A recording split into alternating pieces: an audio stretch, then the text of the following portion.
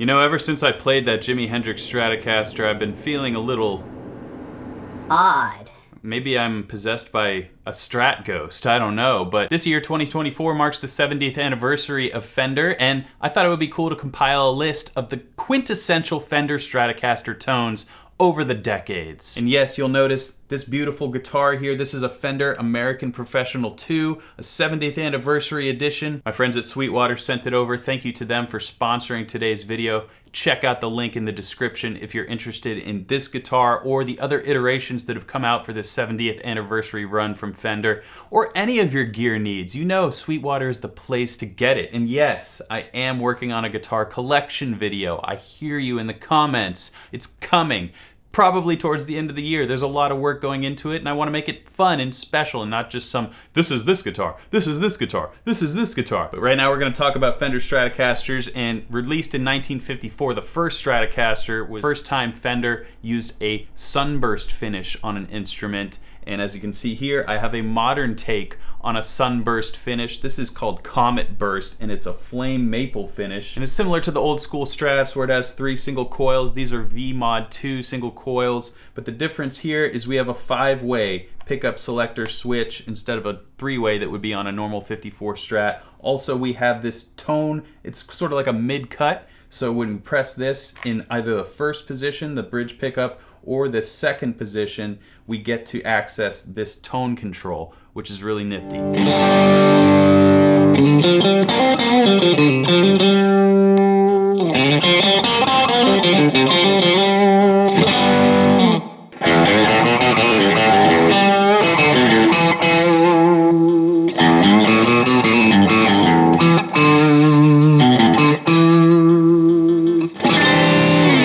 Starting with the decade of the 1950s, choosing an iconic Strat tone wasn't necessarily that easy because there weren't a lot of recorded Strat tones until the late 50s, if at all, and they weren't very polarizing necessarily. It was just really the introduction of the electric guitar into popular culture. The first notable musician to sport a Fender Stratocaster was Buddy Holly, and this first tone is the only one from my list where I have to pair it with a live performance because it was essentially the Stratocaster's intro to the public.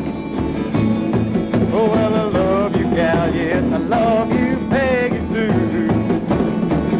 This is in 1957 when Buddy Holly and the Crickets performed on the Ed Sullivan Show, showcasing the guitar to a national audience with hit songs That'll Be the Day and Peggy Sue. And as you can hear there, not really a lot distinct. We were just going cowboy chords, kind of like what you would do in an acoustic guitar on an electric.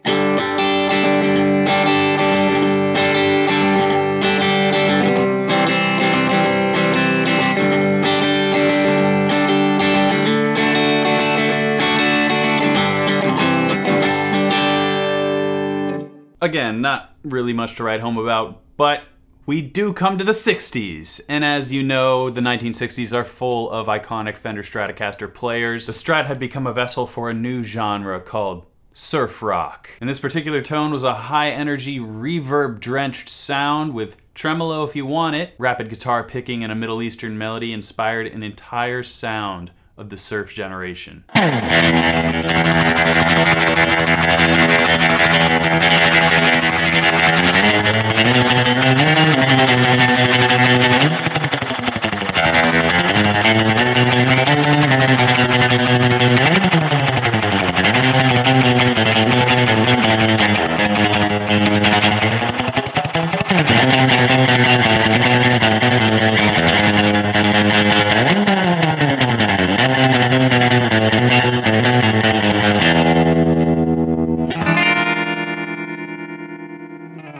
Another notable Strat tone in the 1960s came from a little band known as the Beatles. In the mid-1960s, the Beatles began incorporating Fender Stratocasters into their recordings, most notably George Harrison and John Lennon. The twangy, almost rude bridge pickup sound was instantly identifiable in the Strat universe.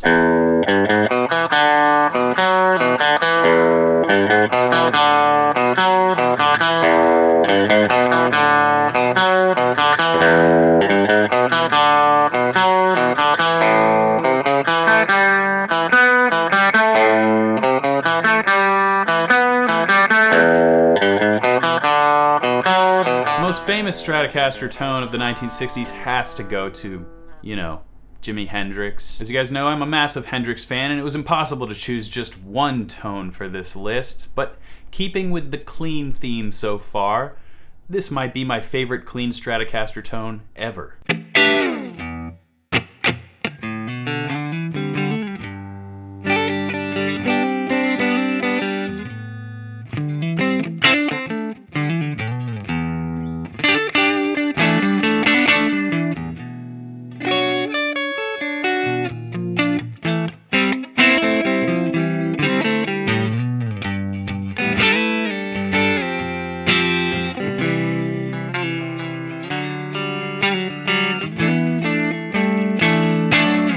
Of course, we have to crank up the fuzz to achieve the most iconic Fender Stratocaster tone of the 1960s.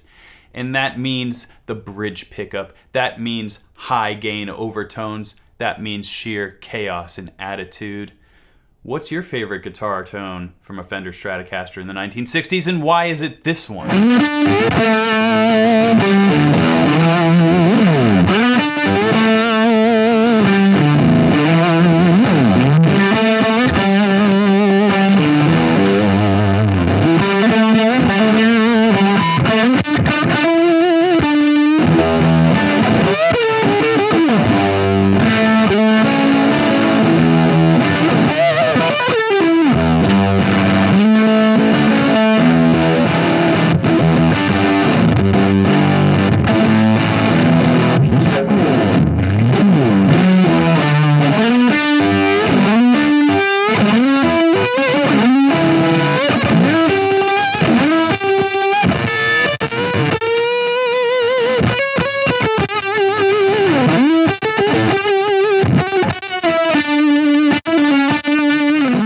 Into the 70s, a whole new group of Strat players is among us. And I don't know about you, but one of the first Strat tones that I think about, anyone hears this thing, it immediately changes their mood in one way or another. A little band out of Jacksonville, Florida came up with this one.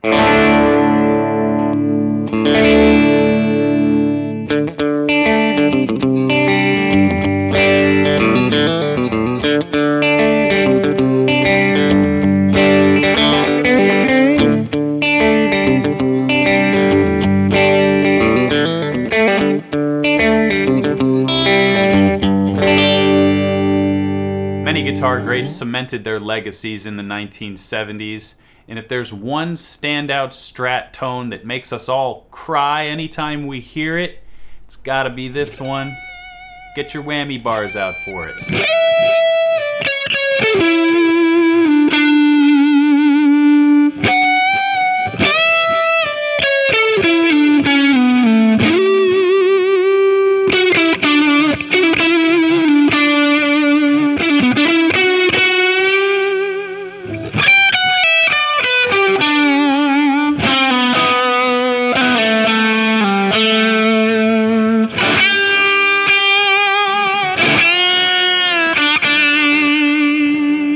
A guitarist who many called God in his prime debuted a song with Derek and the Dominoes that is still iconic to this day and has gone through many different iterations and arrangements over its life. None better than the original ripping guitar sound with these power chords, these open rubbing strings, the pointedness and almost growling nature of this riff.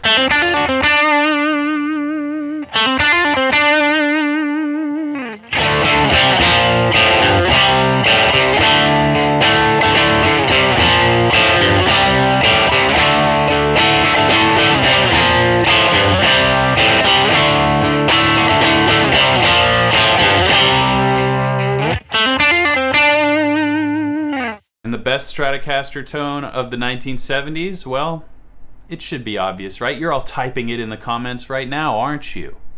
It's a guy who wore a headband often and had no use for a guitar pick, especially in that second position on the Fender Strat. It just made the guitar sound almost like an extension of this person's arms. Hands, fingers? Mark Knopfler of Dire Straits. You know where I'm going with this one.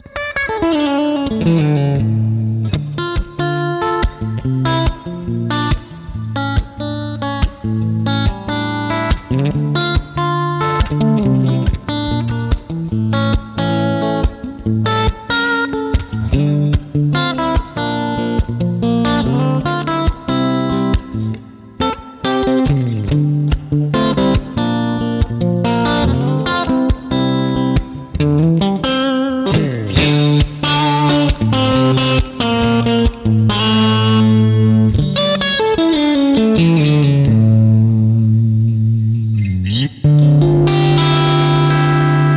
we move into the 1980s, a legendary guitarist takes advantage of the smooth neck pickup on a Fender Strat, as well as a very uniquely crafted and dialed in dotted eighth note delay, and that's pretty much all I have to tell you if you know your guitar legend.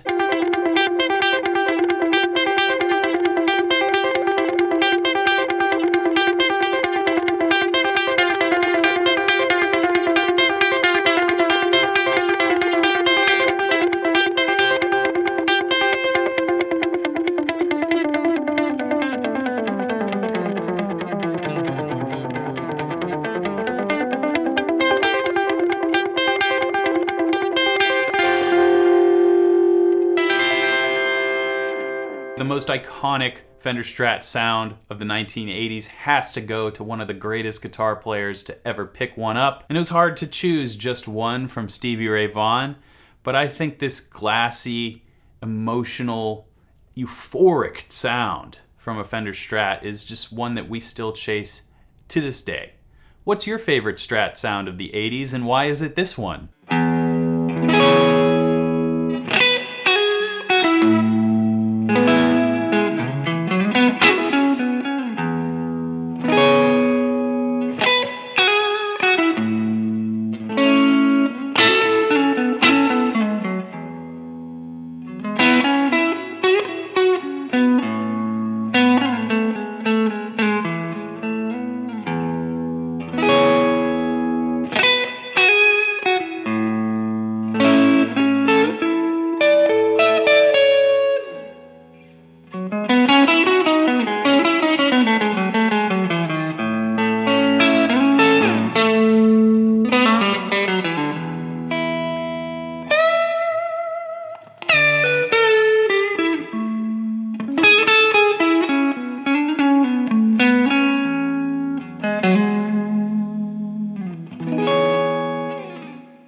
The 1990s brought an entire new wave of guitar sounds, not even just Stratocaster sounds, but grunge was happening, rock was dying, or whatever we thought rock was, hair metal, I don't know.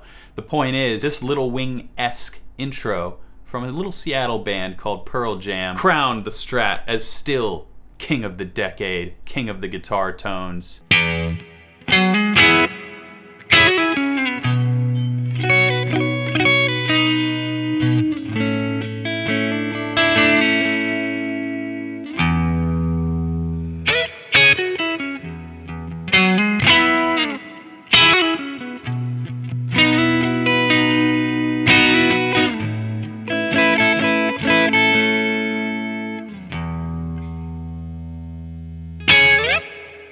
Maybe a bit of a hot take, but those who love this song know exactly how satisfying this guitar tone is. Reminiscent of Hendrix with an Octavius sound, Kenny Wayne Shepherd playing Blue on Black is one of the most just guitar hero. When you listen to it, you just can't help but envision yourself on the stage ripping these licks. It really doesn't necessarily matter. Of course, Kenny's phrasing is incredible and impeccable and why the song is so popular, but just this sound over these simple blues rock chords, it's just transcendent.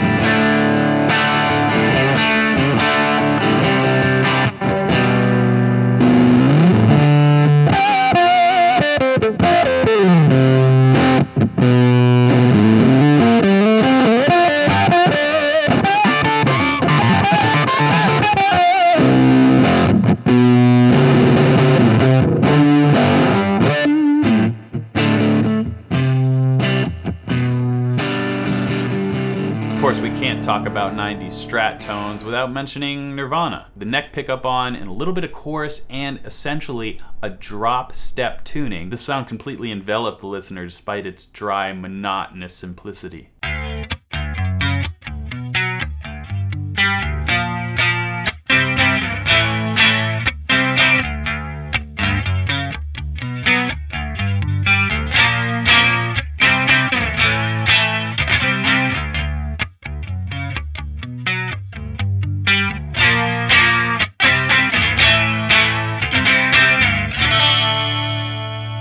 tone that still makes the hair stand up on my arms is also the tone from a riff that I struggle to play properly sometimes. And not because it's necessarily difficult in speed, but the way you have to execute it, the tone is essential. It has to be bone dry in a sense, but driven enough to allow you to ring these notes out, because there's some interesting finger positions, and it almost sounds better if you don't quite get it right. It sounds, dare I say, human.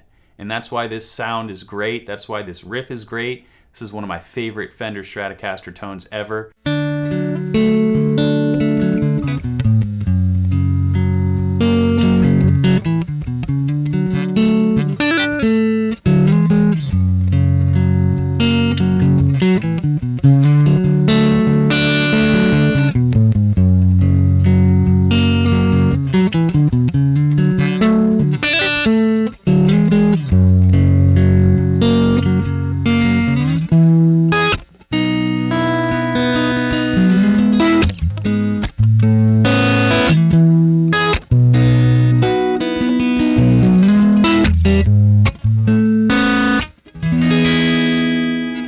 New millennium brought even more genres of music to the front of popular culture, with the guitar just fighting to cling to relevance, it seemed. And yet, some of the most iconic Fender Strat tones ever made came out of these otherwise non-rock genres, like a band called Daft Punk.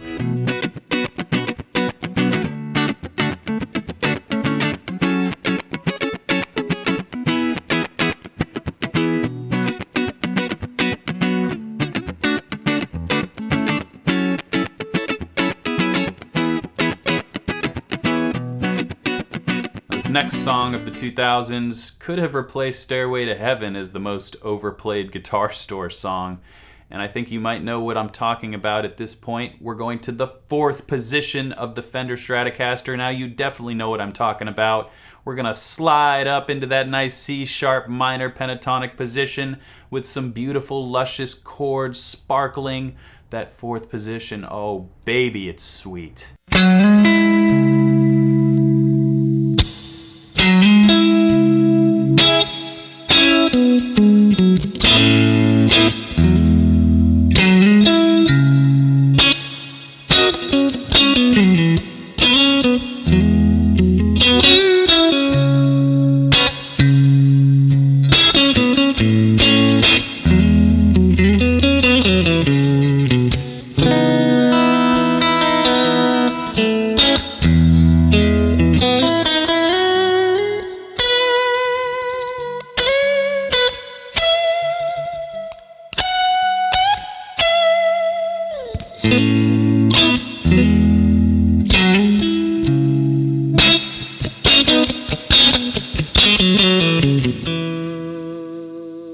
Now, the greatest Strat tone of the 2000s, maybe the most challenging tones to capture, is also one of the hardest riffs to play, and when you do it right and really nail it, it's quite rewarding, and it is a testament to John Frusciante that he's appearing on this list twice. That's how good of a Strat guy he is.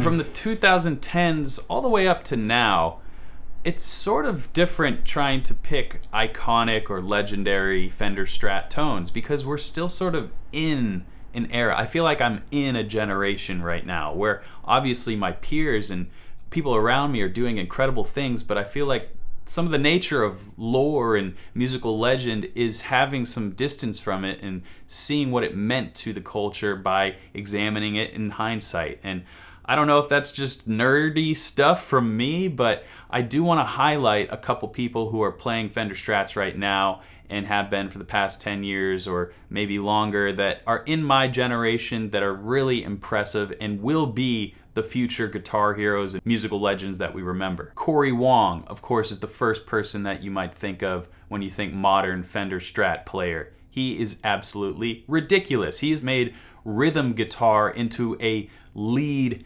sound. You know what I'm saying? It's like a distinct voice, even though he's not playing a lead ripping guitar solo most of the time. It's an incredible feat that he's done, and his mastery is undeniable. Tyler Bryant, another guy who is wise beyond his years on the guitar, and in real life I think he's just such a great player and a great guy, and the way he plays the Strat is homage to history but also a modern take of his own flavors, and it's just so satisfying. Again, I use that word with Kenny Wayne Shepherd's song.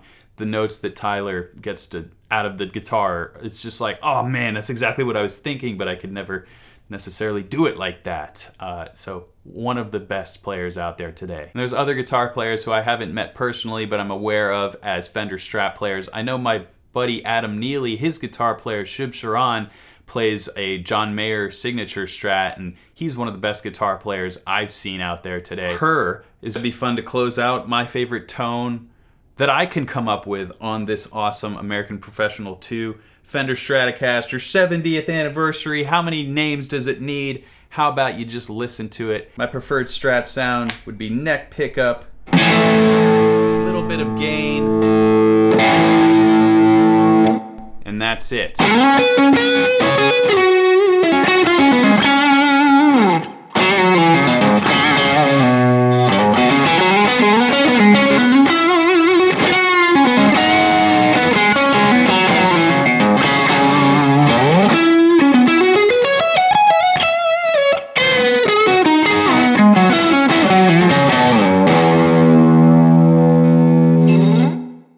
That's just my favorite thing to do in the world. Hope you enjoyed this video, and thank you so much for watching. Check out Sweetwater for all your gear needs, and until next time, keep shredding.